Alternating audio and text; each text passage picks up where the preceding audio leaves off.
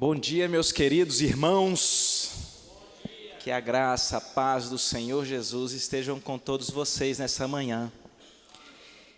Há um desafio e um privilégio muito grande em falar da parte do Senhor em qualquer lugar. Mas o desafio é um pouco maior quando é assim, no final, na última manhã de uma sexta-feira do Capacitar. O desafio é muito maior. Porque eu sei que os irmãos estão aí, de certa forma, cansados, com sono, muitas das vezes já com saudade dos seus. Só que o que me encoraja é que ninguém está aqui para me ouvir, porque se fosse, vocês iam dormir. Mas eu sei que vocês que acordaram, que estão aqui, a despeito do cansaço, vieram na expectativa de que o Senhor fale ao coração dos irmãos. É nessa expectativa que eu me agarro para poder compartilhar um pouquinho da palavra de Deus.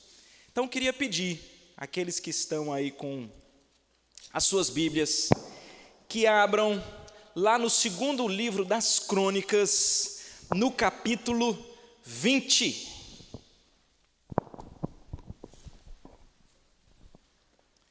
Segundo livro das Crônicas, no capítulo 20.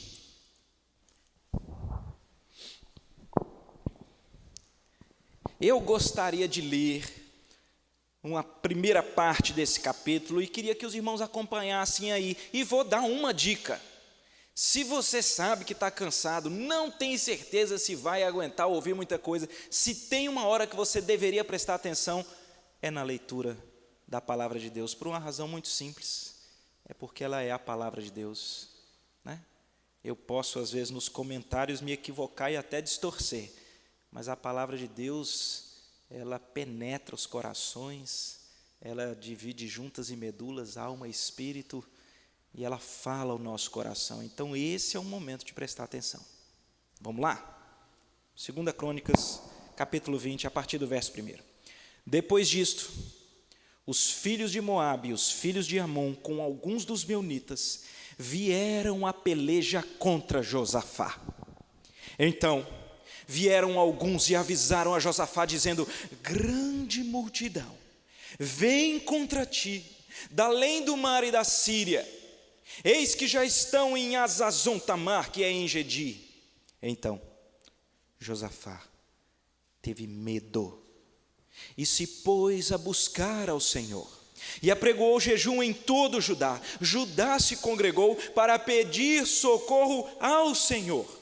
Também de todas as cidades de Judá veio gente para buscar ao Senhor. Pôs-se Josafá em pé na congregação de Judá e de Jerusalém, na casa do Senhor, diante do pátio novo, e disse: ah, Senhor, Deus de nossos pais, porventura não és tu Deus nos céus? Não és tu que dominas sobre todos os reinos dos povos? Na tua mão está a força e o poder, e não há quem te possa resistir. Porventura, ó nosso Deus, não lançaste fora os moradores dessa terra de diante do teu povo de Israel, e não adeste para sempre a posteridade de Abraão, teu amigo? Habitaram nela edificaram um santuário ao teu nome, dizendo: se algum mal nos sobrevier, espada por castigo, peste ou fome, nós nos apresentaremos diante dessa casa e diante de ti, pois o teu nome está nesta casa, e clamaremos a ti na nossa angústia, e tu nos ouvirás e livrarás. Agora, pois, eis que os filhos de Amon e de Moabe e os do monte Seir, cujas terras não permitistes a Israel invadir quando vinham da terra do Egito, mas deles se desviaram e não os destruíram, eis que nos dão o pago, vindo para lançar-nos fora da tua possessão, que nos deste por herança. Ah, nosso Deus, acaso não executarás tu o teu julgamento contra eles? Porque em nós não há força para resistirmos a essa grande multidão que vem contra nós, e não sabemos nós o que fazer. Porém, os nossos olhos estão postos em ti. Todo Judá estava em pé diante do Senhor, como também as suas crianças, as suas mulheres, os seus filhos. Então veio o Espírito do Senhor no meio da congregação, sobre Jaaziel, filho de Zacarias, filho de Benaía, filho de Jeiel, filho de Matanias, levita, filho de Benaía, levita dos filhos de Asaf, e disse: dai ouvidos, todo Judá, e vós, moradores de Jerusalém, e tu, ó rei Josafá, ao que vos diz o Senhor, não temais, nem vos assusteis por causa desta grande multidão, pois a peleja não é vossa, mas de Deus. Amanhã descereis contra eles, eis que eles sobem pela ladeira de Ziz, encontrá-los-ei no fim do vale, defronte do deserto de Jeruel. Neste encontro não tereis de pelejar, tomai posição, ficai parados e vede o salvamento que o Senhor vos dará. Ó Judá e Jerusalém, não temais, nem vos assusteis. Amanhã saí-lhes ao encontro, porque o Senhor é convosco. Então Josafá se prostrou com o rosto em terra, e todo Judá e os moradores de Jerusalém também se prostraram perante o Senhor e o adoraram. Dispuseram-se os levitas, dos filhos dos coatitas e dos coreitas, para louvarem o Senhor, Deus de Israel, em voz alta e sobremaneira. Até aqui, Senhor, nós lemos a Tua palavra. A Tua palavra é a Tua palavra. Não deixa, Pai, que nunca nós nos esqueçamos disso. Não permita que nos acostumemos com esse livro que nos acompanha, mas que a certeza de que ela é a Tua palavra, inspirada por Ti, que é útil para o ensino, para a repreensão, para a correção, para a educação na justiça, a fim de que sejamos perfeitamente habilitados para a Tua boa obra, que essa convicção nunca seja roubada dos nossos corações e que o nosso coração seja terreno fértil para receber a Tua palavra, como aquela semente que chega e que frutifica. Queria pedir especial misericórdia e unção da Tua parte nesses minutos, para passearmos por tantas lições que o Senhor revela para nós na Tua palavra, nesse texto, em nome de Jesus. Amém. Ontem eu estava aqui, de noite, plantio de igreja, e estava prestando uma atenção.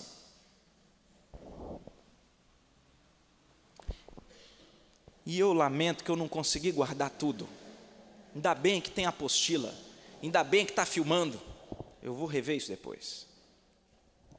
Mas duas coisas eu me lembro. Eu posso até aqui me equivocar,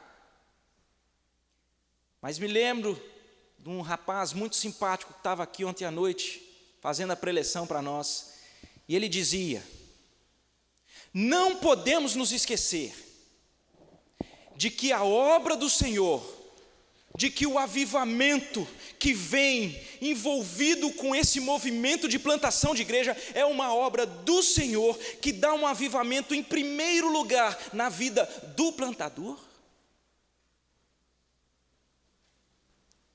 em primeiro lugar na vida do plantador, e na sequência em toda a igreja. Também me lembro quando ele estava levantando aqui, talvez 3 grandes problemas, aspectos que podem surgir, quando se fala num caminho missionário, num plantio de igreja, e o primeiro deles me impactou muito quando ele diz: um primeiro grande problema é a pessoa do plantador. Pode ser um problema muito sério, muito sério. E eu fiquei então pensando: Senhor, como é que o Senhor trata com os seus? Vou mudar a pergunta: como é que Deus pode gerar um avivamento pessoal?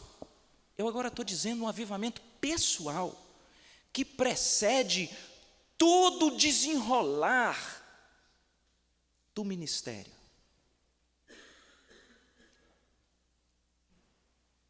Eu olho para esse texto e eu queria rapidamente compartilhar com vocês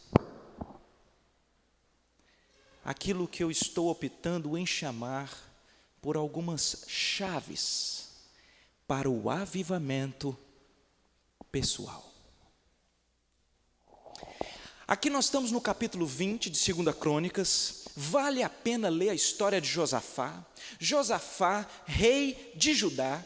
A Bíblia diz que ele fez o que era reto perante o Senhor, mas quando você olha a vida dele, ele teve umas escorregadas, porque ele fez aliança com Acabe, um negócio meio esquisito, não deveria ter feito. Depois ele é tratado, no capítulo 19, se você estudar, Josafá é tratado por Deus, vem um profeta, dá uma pastoreada, o cara parece que ele tem um coração quebrantado, né? Ele é restaurado, mas parece que Deus ama tanto esse sujeito que ele precisa tratar com ele, dando uma oportunidade para um desenvolvimento daquilo que eu estou chamando de um avivamento pessoal.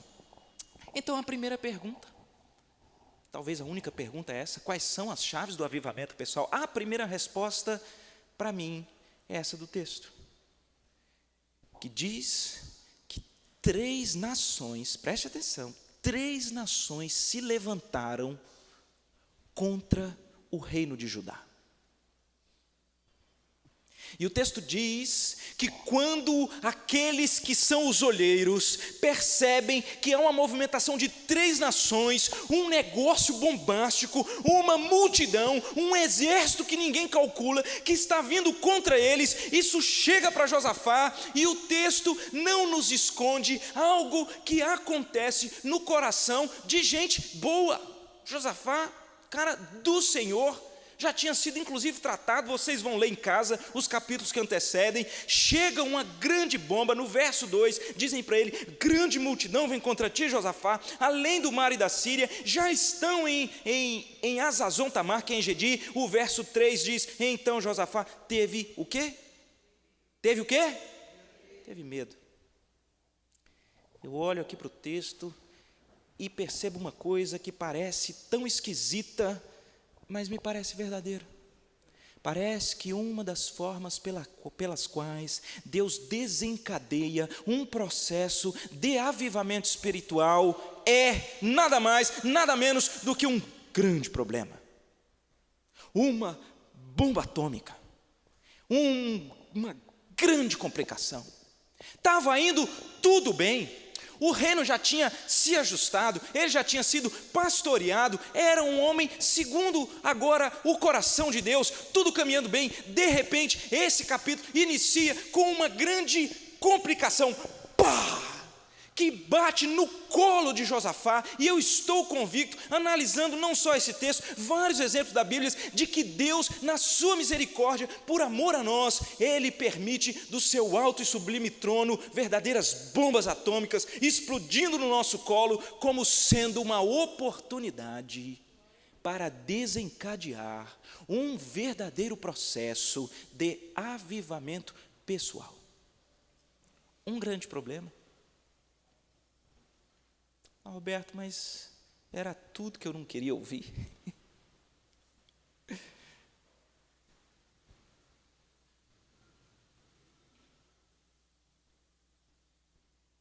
Dizem que uma das primeiras coisas que vem à mente do crente quando ele enfrenta ali aquela notícia que ele jamais esperaria, aquela frustração que ele nunca imaginou, aquela decepção que tem cortado o seu coração, aquele entrevero que parece que nem os ímpios mais ímpios enfrentam. Muitas das vezes vem aquele ímpio dizendo: não é possível, mas por quê? Eu quero instar com vocês de que Deus, que está no trono, que não perde o controle por um segundo, Ele pode estar te levando a essa circunstância que tem lhe tomado as forças, que tem lhe roubado o sono, que tem trazido as suas lágrimas, como uma grande oportunidade para um avivamento pessoal. Para um avivamento pessoal.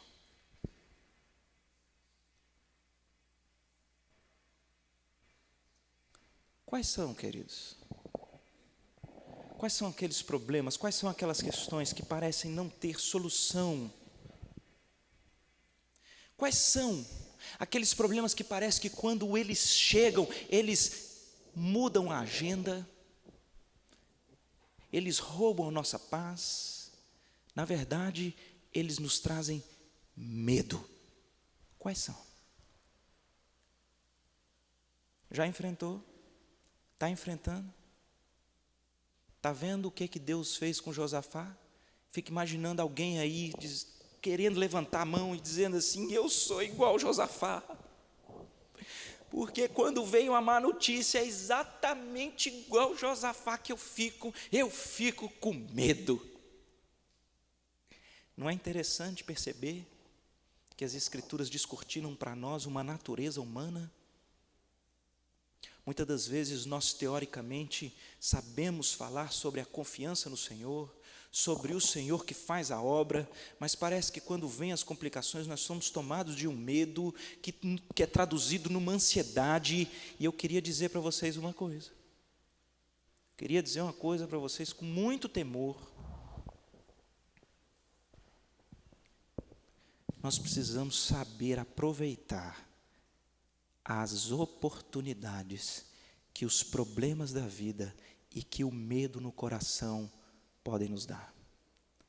Não jogue fora a oportunidade que Deus nos dá nos grandes problemas.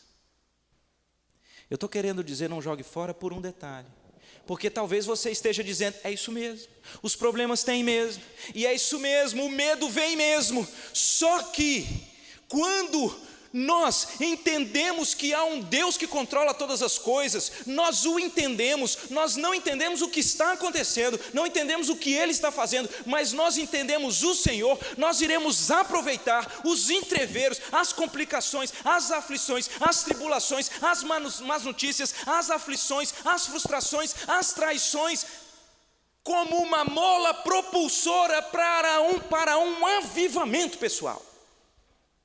Porque o texto diz que Josafá, quando recebe a má notícia, quando o seu coração se enche de medo, diz o texto que ele faz o quê? Ele faz o quê? Depois de ter medo? Então Josafá teve medo e se pôs a buscar ao Senhor.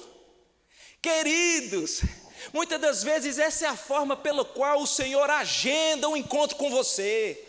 Você está muito envolvido num ativismo desenfreado e parece que você não busca mais a Deus. E um grande problema, uma verdadeira humilhação, um medo no seu coração, algo que foge às suas estruturas, deveriam te levar a buscar ao Senhor. Deixa eu falar sobre isso aqui. Há um equívoco muito grande nos nossos corações, e eu sou o primeiro da fila, quando as más notícias batem na nossa porta. O equívoco somos tomados de assalto pelo medo, e nós, ao invés de buscarmos o Senhor, nós buscamos e pensamos nas soluções humanas, nas estratégias humanas, nas condições humanas, nos recursos humanos, e não buscamos o Senhor. A situação aperta, as contas estão maiores, e você fica: se eu ganhasse mais, se eu fosse amigo daquela pessoa rica, se a igreja rica me adotasse, se eu mandar, e nós pensamos nas estratégias humanas.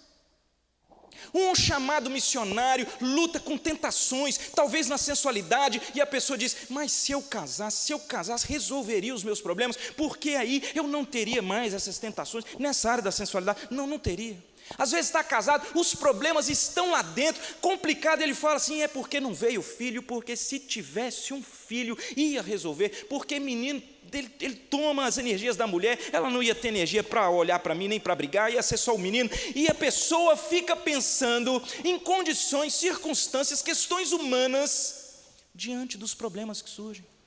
A pessoa está morrendo de medo, e ela fala: não, porque se eu fosse maior, ou então se eu tivesse mais cabelo, se meu nariz fosse menor, ou se eu falasse melhor, se eu tivesse um curso de antropologia, mas se eu tiver, e a pessoa é capaz, prestem atenção, de no meio das complicações, parecer com Josafá só na primeira parte.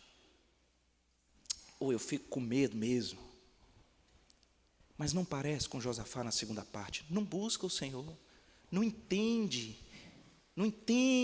que essa bomba explodindo no seu colo é nada mais, nada menos do que o Senhor agendando uma aproximação com o Senhor. Não, recursos humanos. Quero rapidamente apenas contar para vocês que novembro de 2011, eu ia para o trabalho e eu me lembrei que tinha um exame, de uma pequena biópsia de um nódulo do seio da minha esposa, e eu falei, não, eu vou passar para pegar.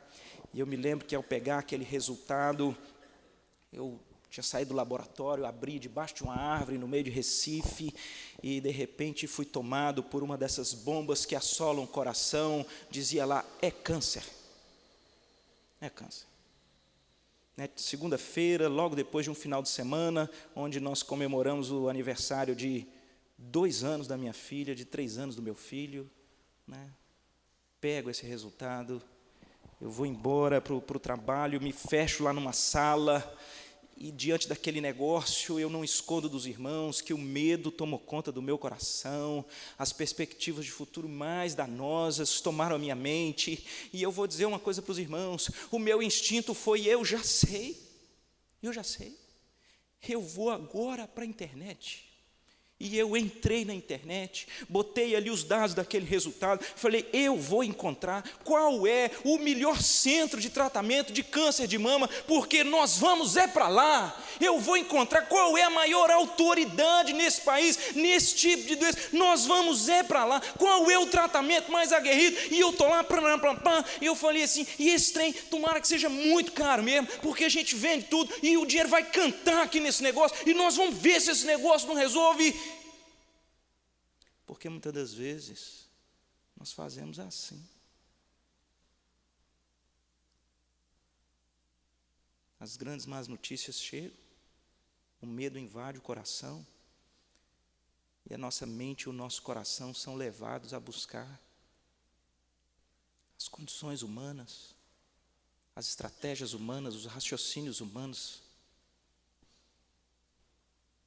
Depois lá de bastante tempo, eu fui tomado de assalto por essa convicção. Eu falei, eu sou louco. Eu abro um troço desse, eu estou completamente sem chão. Eu nem orei. Eu nem fui ao Senhor. Qual é o Deus do meu coração? Quem tem o primeiro lugar?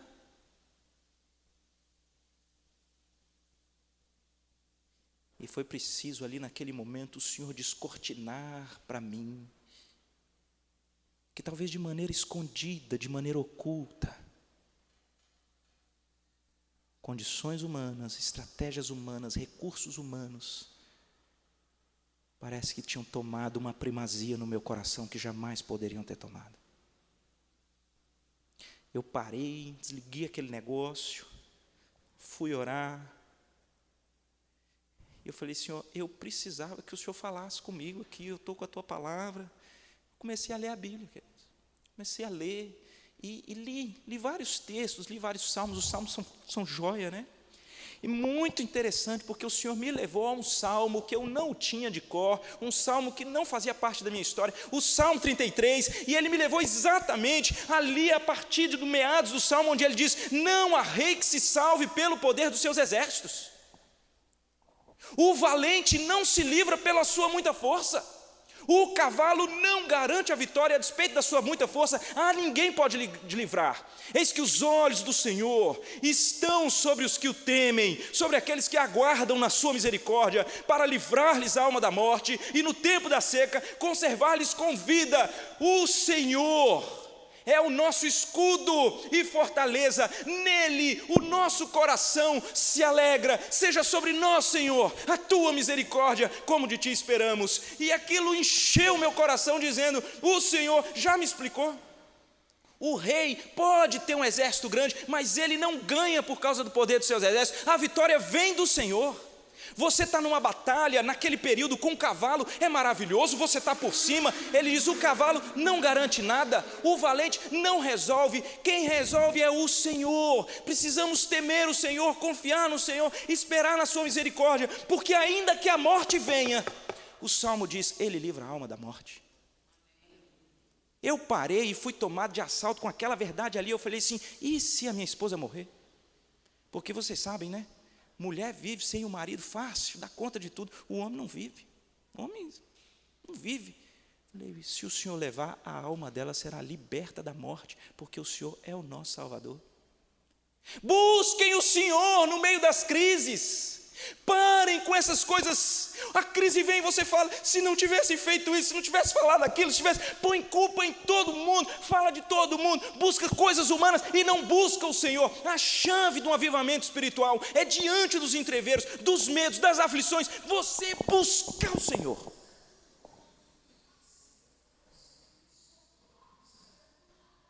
Não é o meu ponto, só Deus sabe, só eu sei o quanto Ele me tratou naquela semana em especial sobre essa idolatria do meu coração. Porque eu vou dizer uma coisa para vocês, queridos. Aprendi com o pastor Tim Keller, no seu livro Deuses Falsos, que a pior idolatria é aquela onde você pega coisas boas que Deus te deu e as coloca num lugar que só Deus podia estar. Isso pode acontecer com plantador, com missionário, né? Uma bênção a família, uma bênção os recursos, o próprio ministério é uma bênção. Mas se você os colocar como sendo aqueles que lhe garantirão a satisfação, aqueles que lhe garantirão a estabilidade, aqueles que lhe garantirão a alegria, pode ser que você esteja num caminho de idolatria. E Deus manda essas bombas atômicas para que o nosso coração, por ser o antepasso do ministério, seja avivado pelo Senhor. Busque a Ele, querido. Busque a Ele. Mas deixa eu seguir, porque a pergunta que não quer calar é: como é que se busca o Senhor?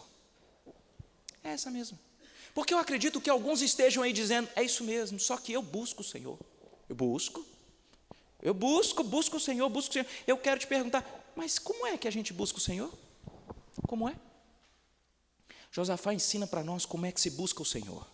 E eu queria instar com os irmãos para que prestassem atenção nisso daqui. Porque muitas das vezes a gente tem não só que saber o que fazer, mas como fazer. E eu quero então olhar com os irmãos a oração de Josafá. Esse homem começa aí no verso 5, diz que ele fica em pé no pátio. No verso 6 começa a sua oração: ah, Senhor, Deus de nossos pais, porventura não és tu, Deus nos céus? Não és tu que dominas sobre todos os reinos dos povos? Na tua mão está a força e o poder, não há quem te possa resistir.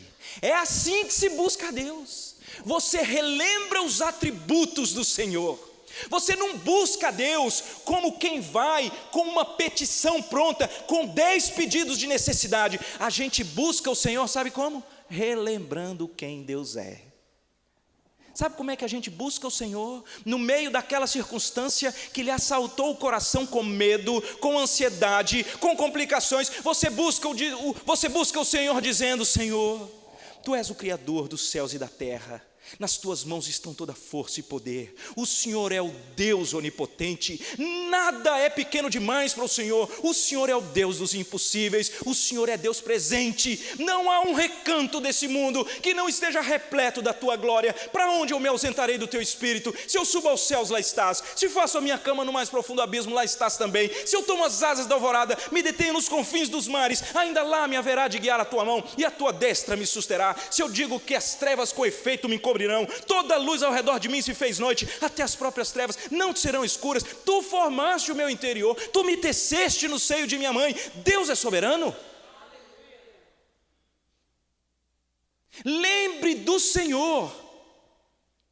Eu não estou conseguindo entender, mas eu sei que a tua natureza é amor. Nós só amamos porque o Senhor nos amou primeiro. O Senhor é Deus bondoso, o Senhor é Deus benigno, o Senhor é Deus eterno. A eternidade está nas tuas mãos. Eu não consigo enxergar o início e o final da história, mas o Senhor a tem nas mãos. O Senhor é Deus. Josafá, preste atenção, ele é rei, ele sabe que numa batalha, quando vem 3 exércitos contra ele, a primeira coisa que eles fazem é cortar a cabeça do rei, ou então prender uns ganchos de ferro, sair arrastando. Ele sabe, mas ele tem tempo para buscar o Senhor, relembrando quem Deus é.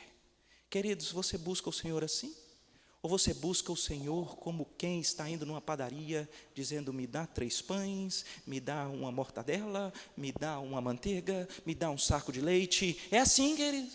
Não é assim que busca o Senhor. A gente busca o Senhor relembrando quem Ele é. Primeiro aspecto. Como é que a gente busca o Senhor? Relembrando quem Deus é, exaltando seus atributos. Segundo, a gente busca o Senhor lembrando do que Ele já fez na nossa vida e na nossa história. Vê que coisa linda.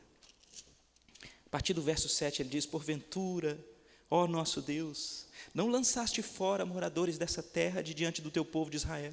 Não a deste para sempre a posteridade de Abraão? Habitaram nela, edificaram nela um santuário ao teu nome, dizendo: se algum mal nos sobrevier, espada por castigo, peste ou fome, nós nos apresentaremos diante dessa casa. Queridos, é tão interessante isso. Quando a gente busca o Senhor, nós precisamos relembrar quem Deus é, exaltar os seus atributos, mas nós precisamos trazer à memória a história de tudo aquilo que Deus já fez na nossa vida e na história. Relembre os feitos do Senhor. É assim que se busca a Deus. Relembre os feitos do Senhor. Eu quero trazer à memória aquilo que me dá esperança. Queridos, quantos de nós aqui não levantaria a mão para dizer: Roberto, é verdade, eu tive uma doença na infância que foi só a misericórdia de Deus, não era nem para eu estar vivo. Eu, menino, entrei correndo na frente de um carro, numa pista, brincando, foi por 1 centímetro que eu não tinha ido embora. Roberto, é verdade, lá em casa passamos dificuldade, faltava o pão. Quando eu olho e falo: só Deus pode sustentar.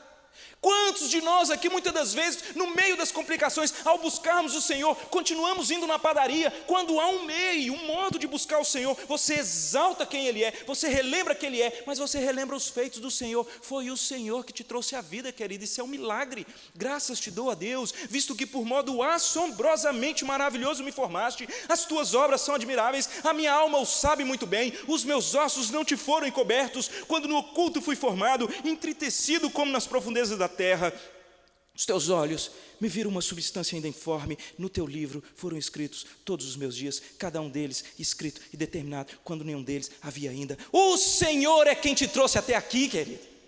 Relembre os feitos do Senhor, porque se o Senhor é aquele que foi fiel e lhe preservou até aqui, não vai ser diferente. Não vai ser diferente. E eu quero, para passar rápido nesse ponto, dizer: há uma lembrança que você nunca deve esquecer. Você era escravo do pecado, querido. Você estava rumando a passos largos para o inferno. Sem Deus encontrar em você virtude nenhuma, Ele manda o seu filho para viver a vida que você não conseguiu viver e para morrer a morte que era para você morrer. E Ele compra para você a salvação. E se você enfrenta problema no ministério, é porque você é salvo no Senhor Jesus. Quer notícia melhor do que essa? Se você enfrenta problema na família, Deus te deu uma família. Relembre os feitos do Senhor. E por fim, como é que se busca a Deus? Como é que Josafá busca a Deus? Como é que é o final dessa oração, que na minha opinião é um desses textos que a gente precisa ter de cor? Vai aí uma sugestão: escondi a tua palavra no meu coração para não pecar contra ti. A gente tem que ter uns textos para saber de cor, querido. E no final dessa oração, no verso de número 12, a partir aí da palavra porquê, eu queria ler junto com os irmãos. Vocês estão preparados? 2 Crônicas 20, 12, a partir do porquê. 1, 2, 3 e... Porque em nós não, vocês não estão preparados? Não estão preparados. 2 Crônicas capítulo 20, verso de número 12, ele está aqui na sua oração de busca ao Senhor, ensinando para nós como é que se busca a Deus. Então, a partir do porquê, diz assim, 1, 2, 3 e... Porque em nós não há força para resistirmos a essa grande multidão que vem contra nós. E não sabemos nós o que fazer, porém os nossos olhos estão postos em Ti. Olha aqui para mim, queridos. A gente busca a Deus com humildade. Talvez é mais do que humildade, é com humilhação. Há uma grande crise da forma com a qual as pessoas buscam a Deus. Senhor, o Senhor tem que fazer isso, o Senhor tem que fazer aquilo, eu não admito que isso continue assim, o Senhor tem que agir assim, lá em casa tem que trocar assim, tem que mudar aquele aspecto, tem que mandar essas circunstâncias, no ministério tem que ser essa porta, o Senhor tem que fazer assim, naquela complicação tem que ser assado. Sendo que a forma pela qual um avivamento pessoal nos leva a buscar o Senhor, de um lado nós relembramos quem Deus é, relembramos seus atributos, relembramos os seus feitos, mas nós nos humilhamos sobre a poderosa mão de Deus, para que no tempo oportuno Ele nos exalte. Porque Deus resiste ao soberbo, mas Ele exalta o humilde. Porque o que agrada ao Senhor é um espírito quebrantado, é um coração compungido e contrito, esse o Senhor não despreza. Busque ao Senhor na humilhação. Porque em nós não há força para resistirmos essa grande multidão que vem contra nós. Não sabemos o que fazer. Porém, os nossos olhos estão postos em Ti. Uau! Uau! Quero perguntar de novo. No meio dos medos, ansiedades e complicações da vida, você busca o Senhor? Ou você tem achado que busca? A gente busca o Senhor, exaltando o Senhor, os seus atributos, relembrando quem Ele é. A gente busca o Senhor trazendo à memória os seus feitos na história e na nossa vida. E a gente busca o Senhor humilhados e em total dependência dEle.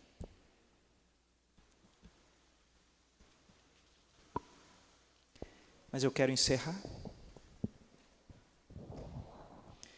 porque a parte que eu li diz que após buscar o Senhor nessa estrutura, o Senhor se revela a eles. E se revela de uma forma que o Senhor se revela para nós. Ele se revela para Josafá, como Ele se revela para os missionários. O Senhor é quem abre os braços para você, meu querido, que é um vocacionado do Senhor, um ponta de lança, um chamado para a infantaria celestial, é proclamador das boas novas, o reino é de Deus, os entreveros acontecem, mas o Senhor está nessa manhã gritando para o irmão, dizendo: não temais, nem vos assusteis, porque a peleja não é vossa, mas é de Deus. Se você está preocupado com o avanço missionário, se você está preocupado com as dificuldades que se enfrenta no campo, se você está preocupado com a má notícia que aquele irmãozinho recebeu, se você está preocupado com as perseguições que se levantam na nossa nação, eu quero dizer uma coisa para vocês: você está preocupado, que coisa maravilhosa, mas o dono da peleja é o Senhor dos exércitos, é o Deus Todo-Poderoso, nada refoge ao seu poder, nada pode intimidá-lo, Ele é quem é o dono desse negócio. A peleja não é de vocês, ela é do Senhor. Sejam treinados na infantaria, saibam manusear o arco e flecha, a lança, a escopeta, o escudo, a armadura, saibam tudo, mas nunca se esqueçam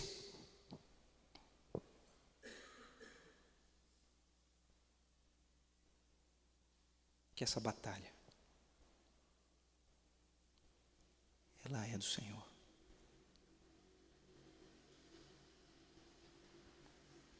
Não tema, querido. Não saia enganado. As lutas virão. E eu quero então pedir a você que não despreze as lutas que virão. Tome-as como mola propulsoras para um avivamento, pessoal. Busque o Senhor de maneira bíblica. Escute a voz do Senhor. Ele diz para eles: vão ao encontro, vocês não vão pelejar, fiquem parados e vejam o salvamento que o Senhor vai dar. Esse é um negócio maravilhoso, né? Aquietai-vos, sabei que eu sou Deus, eu sou conhecido entre as nações, eu estou aqui, meu filho, papai está aqui, pai está aqui, viu? Pai está aqui, querido, pai está aqui. A gente sabe, a gente conhece a vontade de Deus quando nós estudamos a palavra de Deus. Então, a gente busca o Senhor, relembrando seus atributos, trazendo à memória os seus feitos, com profunda humilhação e dependência do Senhor, mas a gente vai à sua palavra, porque a gente quer ouvir a palavra de Deus. A gente quer saber quais são as promessas dele para nós. Nós queremos ouvir a sua voz. É o que eles fazem aqui.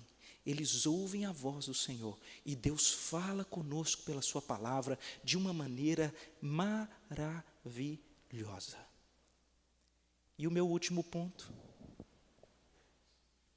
é que um verdadeiro avivamento espiritual na sua vida, que te fez trocar o medo por buscar ao Senhor, por buscar a palavra de Deus,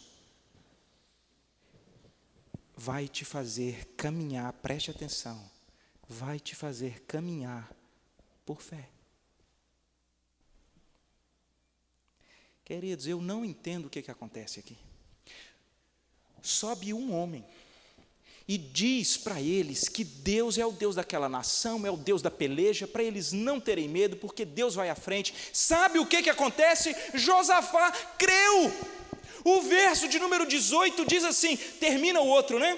O outro do 17 termina: não temais, nem vos assusteis, amanhã saímos ao encontro, porque o Senhor é convosco. Essa é a palavra. Sabe o que acontece? Diz o verso seguinte: então Josafá se prostrou com o rosto em terra, todo Judá e os moradores de Jerusalém também se prostraram perante o Senhor e o adoraram. Dispuseram os levitas, filhos do coatitas, coreitas, para louvarem ao Senhor, Deus de Israel, em voz alta, sobremaneira. Eu não dou conta disso daqui, não dou conta. Ô Rona, você presta atenção, cara. Estavam vindo 3 nações para destruir. O primeiro que morre é o rei. O rei ouve ali a palavra do Senhor: não vos assusteis, nem temais, o Senhor é convosco. Era hora dele falar assim: tudo bem, palavra muito bonita, mas eles estão chegando e o primeiro que vai morrer sou eu. Então, o que nós vamos fazer? Não, porque quem é desenvolvido num avivamento pessoal, ele vive pela fé, ele olha para as promessas do Senhor, e as coisas ainda não aconteceram, mas ele já adora. Prestaram atenção? Josafá, todo o povo se reuniu e adoraram. Por quê? Porque Deus deu a vitória? Não, porque Deus prometeu que estaria com eles. Eles cantam louvores em alta voz, sobremaneira. Eu fico imaginando que esse louvor aqui foi da pesada, o maior louvorzão da história. Mas foi por quê? Foi porque Deus deu a vitória? Não. Foi por quê? Foi porque o Senhor prometeu que estava com eles. Viver pela fé, queridos, é o traço marcante daquele que foi alcançado por um avivamento espiritual dado por Deus. Ele vive pela fé. E se nós pararmos para pensar, o grande clímax das histórias bíblicas não estão no exaurimento da vitória, mas sim na vida pela fé. Quando você olha para Abraão, onde é que você está indo? Estou indo embora. Rapaz, mas aqui é a terra do seu pai, nós sempre vivemos aqui, estou indo embora. E você está indo para onde? Não sei. Quanto tempo vai durar a jornada? Não sei. Mas por que você está indo? Deus mandou.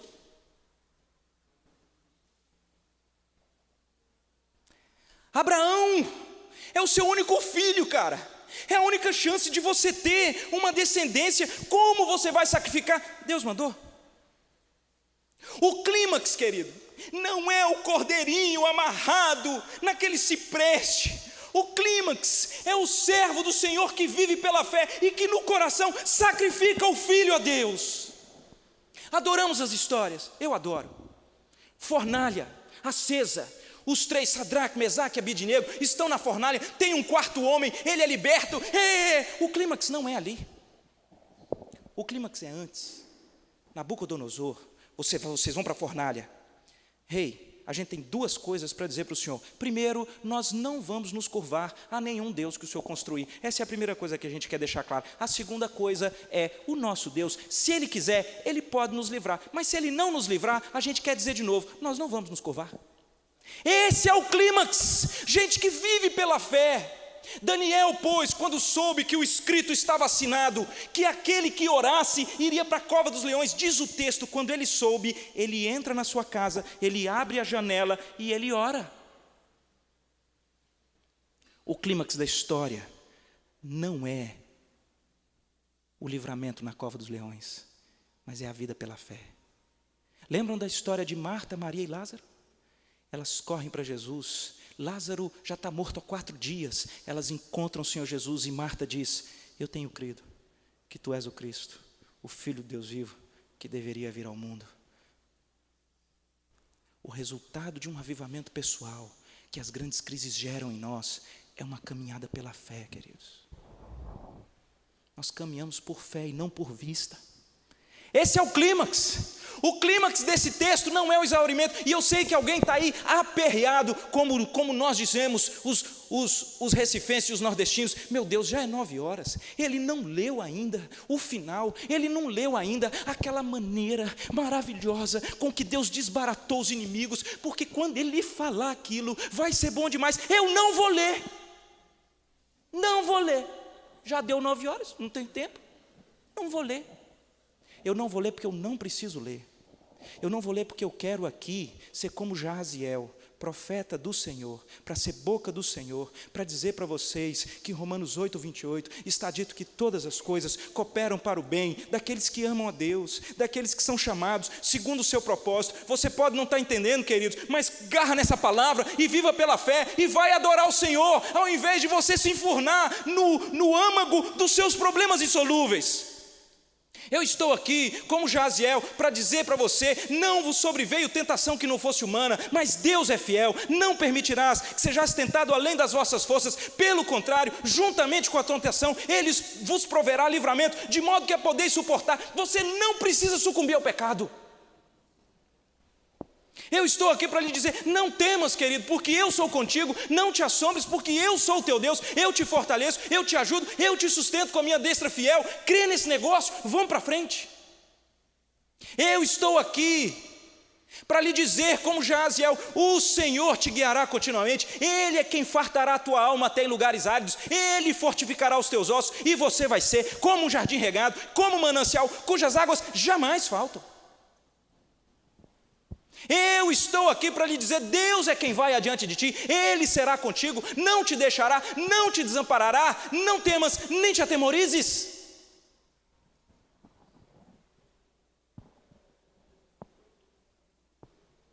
Se o Espírito Santo do Senhor estiver provendo um verdadeiro avivamento espiritual,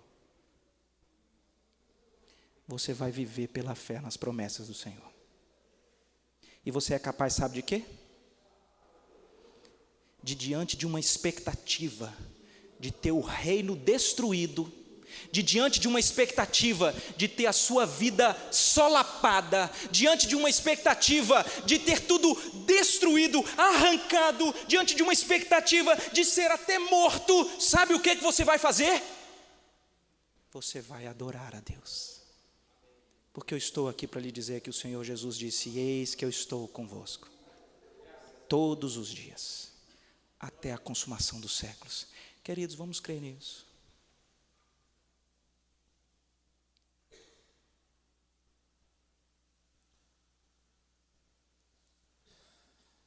Vamos crer nas Escrituras, queridos. Essa peleja não é de vocês, ela é de Deus. O Senhor está com vocês, gente. Faz como essa turma aqui. Eu fico tentando imaginar como é que foi. Primeiro texto diz que eles se prostraram. Então eu fico imaginando. Vou levantar a mão só para aparecer na câmera lá, se não some. Eles se prostraram. Eu não sei qual foi o cântico, mas eu acho que eles devem cantar. Vamos adorar a Deus. Vamos adorar a Deus. Vamos invocar teu nome. Vamos adorar a Deus. Ele veio em minha vida num dia especial, trocou meu coração por um outro sem igual. E esta é a razão porque eu digo que vamos adorar a Deus. Eu acho que foi assim. Eu acho que foi. E foi alto, não foi igual a gente aqui não, foi alto. Porque creem na palavra de Deus. Não desperdice os seus problemas, não desperdice as más notícias, não desperdice os entreveros. Pega aquele medo que nasce no nosso coração e o transforme em um combustível para buscar a Deus. Mas busque-o da maneira acertada. Exalte o nome do Senhor. Lembre-se dos atributos do nosso Deus. Traga à memória os feitos do Senhor. Se você está aqui hoje, queridos, é porque Deus tem um propósito e só você sabe dizer quantos livramentos Ele já te deu, querido. Traz esse trem à memória no coração. E se humilhe debaixo da poderosa mão de Deus. Se preciso for, diga a Ele: eu não tenho força para resistir, eu não sei o que fazer, mas os meus olhos estão postos no Senhor. Busque ao Senhor humilhado, deixa na mão dEle a solução, busque a vontade dEle na sua palavra, vão atrás das promessas do Senhor, leia as Escrituras, não se enfurne debaixo das expectativas dos comprimidos que te fazem dormir, use a insônia para ler a palavra de Deus, e creia, querido, viva pela fé. Viva como foi dito aqui ontem, de tal modo que quando chegue o final da sua vida, você não tenha mais nada para fazer ao Senhor, se não morrer e ir para casa, estar com Ele. Um avivamento pessoal. Um avivamento pessoal.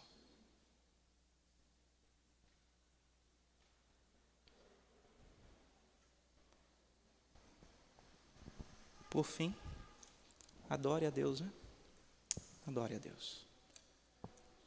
Adorações banhadas com lágrimas, mas que são lágrimas que começaram de dor e elas terminam como lágrimas de alegria, porque o Senhor está com a gente. Vamos orar.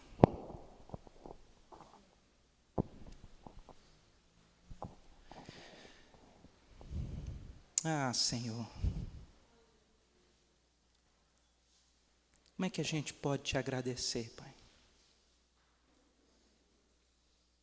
Como é que a gente pode te agradecer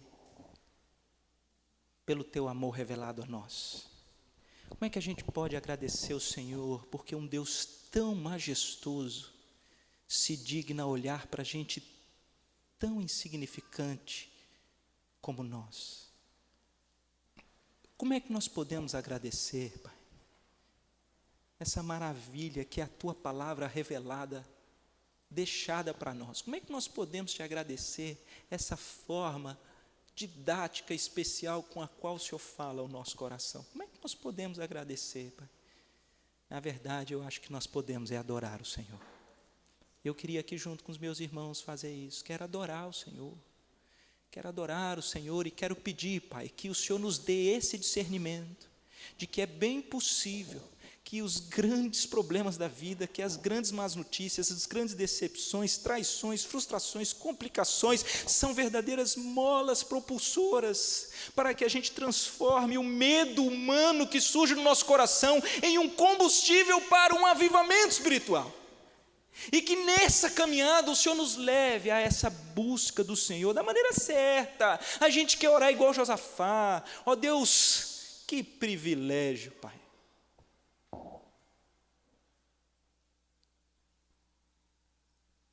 Nos dê esse ardor pela Tua Palavra, para conhecer a Tua Palavra, para guardá-la no nosso coração, para meditar na Tua Palavra, mas não apenas como algo árido, como algo teórico, como algo que parece que é talvez para fazer uma próxima prova e ganhar uma pontuação adequada, mas nos leve a Tua Palavra, na expectativa de que o Senhor fale conosco, porque o Senhor tem falado ao longo da história, aos nossos corações, pela Tua Palavra. Então fala, Senhor, e por favor, dá-nos esse desenvolvimento da fé. Eu fico imaginando que tem gente aqui, como aquele pai do menino, que dizia: Senhor, me ajuda na minha falta de fé, porque nós queremos caminhar por fé e não por vista, e não por circunstâncias. Nós queremos, ó Pai, olhar para a galeria dos heróis da fé e dizer: é isso mesmo.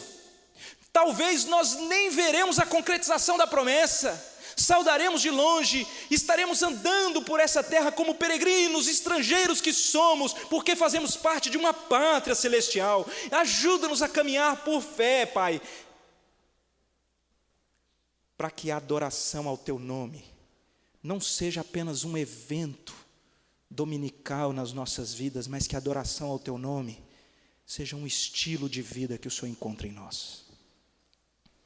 Ajuda-nos a confiar, ajuda-nos a entregar, ajuda-nos a relembrar, ajuda-nos a caminhar com o Senhor,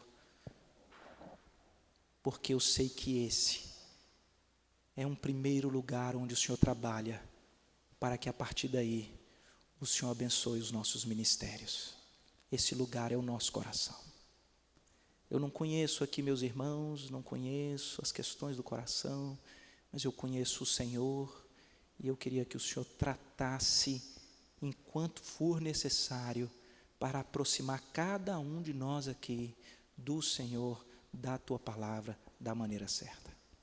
Continua conosco em mais esse dia, continua conosco, Pai, em nome do Senhor Jesus. Amém.